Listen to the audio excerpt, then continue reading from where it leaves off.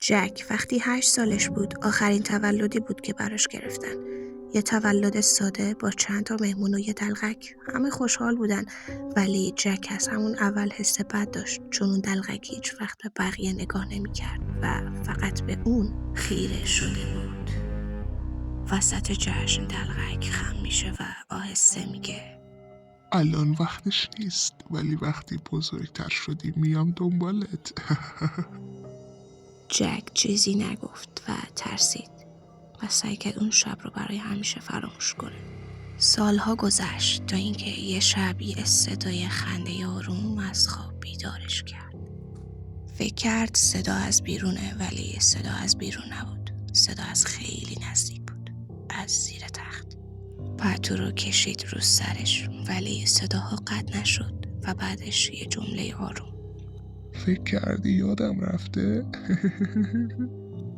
بدنش یخ زد چون اون صدا آشنا بود. صبح که شد با خودش گفت توهم بوده ولی یه چیز عجیب تختش یه ذره از دیوار فاصله گرفته بود.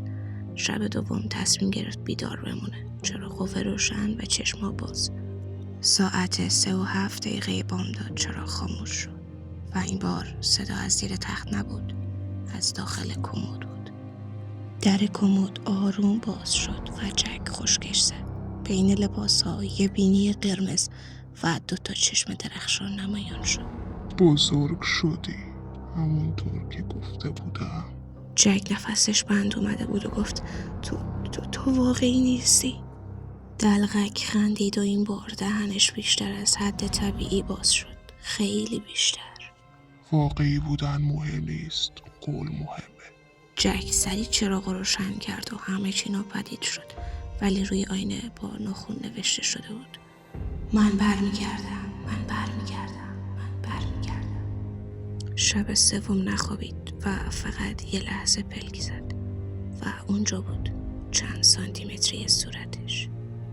میدونی چرا برگشتم؟ جک از ترس خشکش زده بود و دلغک ادامه داد. چون تو تنها کسی بودی که اون شب ترس واقعی رو حس کردی. ناگهان اتاق تاریک شد و وقتی نور برگشت جک تنها بود ولی این بار چیزی فرق داشت. آینه. یکی مثل خودش تو آینه داشت بهش لبخند میزد و آروم گفت حالا نوبت منه. یه دست از زیر تخت اومد بالا و مچ پاشو محکم گرفت و کشیدش پایین در تاریکی مطلق. صبح روز بعد مادرش وارد اتاق شد. همه چی آروم بود. جک گوشه اتاق سرش رو انداخته بود پایین و مادرش آروم صداش زد. جک سرش رو بالا آورد و یه لبخند زد. یه لبخند خیلی کشیده و گفت مامان یادت تولدمو؟ اون قولش رو عملی کرد. حالا نوبت منه. باید یکی رو انتخاب کنم. و همون لحظه یه صدای خنده ای از زیر تخت اومد.